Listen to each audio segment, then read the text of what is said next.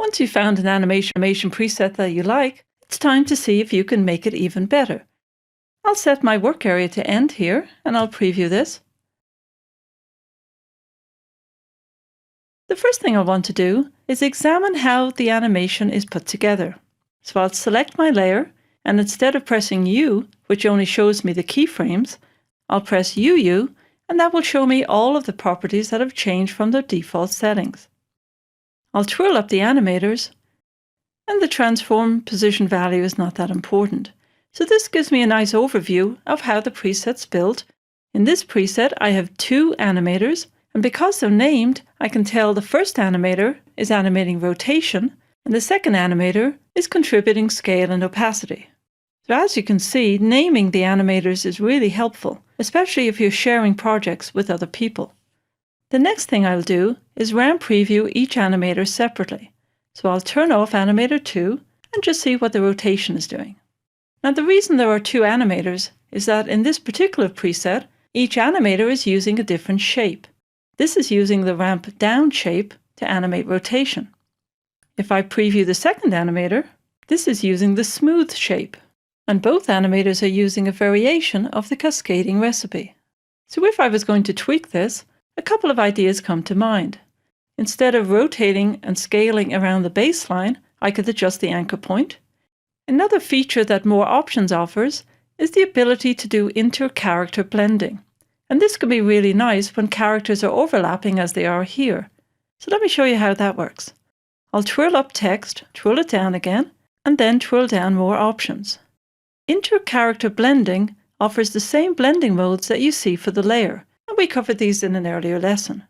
If I select the Add mode, where characters overlap, each character is using the Add mode to composite on the characters behind. When you use inter-character blending, it only affects how characters interact with each other. It doesn't affect how they interact with the background. The layer itself still has its own blending mode to composite all the characters on layers behind. Feel free to play with those blending modes until you find one that you like best. I think I prefer the Add mode.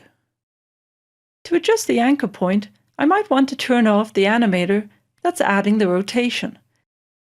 That will make it easier to see what's going on.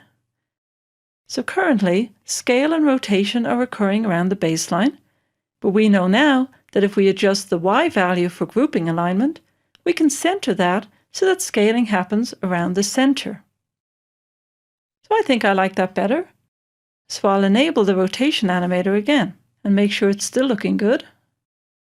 At this point, I think I'll ramp preview the text animation with the audio enabled. I'll turn back on the audio layer and let's look at its waveform.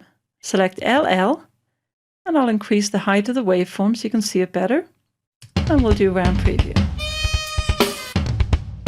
Since I have a work area set, I'll probably want to double-click the work area bar so I can ramp preview the entire animation.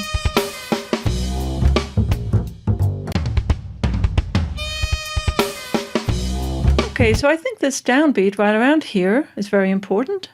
With the layer selected, I can press the asterisk key on the extended keypad, and that will place a layer marker on that frame. There's also a baseline that starts playing right around here. So this might be a good section for the text animation to play. I'll select the text layer, press U to reveal just the keyframes, and I can either click on the word offset to select the first set of keyframes, and command click to select all of the offset keyframes, or I can just drag across them all. So let's move these into position. I think for now we'll just line those up there and see what they look like.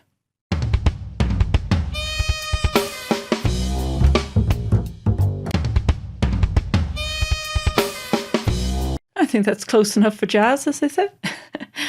But if you want to continue tweaking, always remember that when you have an easy ease keyframe, you might have to go a few frames later before something really happens.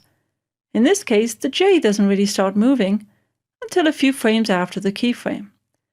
So if you'd like it to appear to be doing something at this frame, just keep moving them back until you see something happening. There we go. The same thing goes with the second set of keyframes. Because the range selector is easing into those keyframes, there's not that much happening at the end. Instead of moving the keyframes, you could leave the keyframes where they are, Press the Command key on Mac, Control key on Windows, click on those keyframes to convert them back to linear. Now you'll find 2 frames later, the J is visibly moving. So now I only need to move those keyframes 2 frames back for that J to appear to have moved when the big downbeat happens.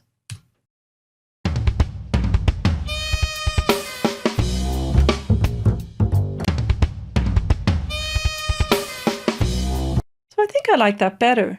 Because this downbeat is very strong, it makes sense for the first few characters to animate vigorously.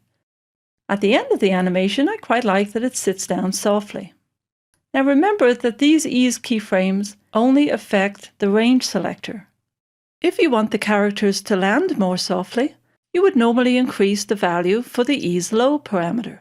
But that will depend on what shape is being used. For the ramp down shape, you would use ease high instead. So these are the type of improvements that you can do to a text animation preset. And remember, no preset can enable the motion blur switch. So if I want motion blur, I'll have to enable it for the layer and then enable motion blur for the composition, and that should give it a nice look, particularly when it's rotating and scaling so quickly.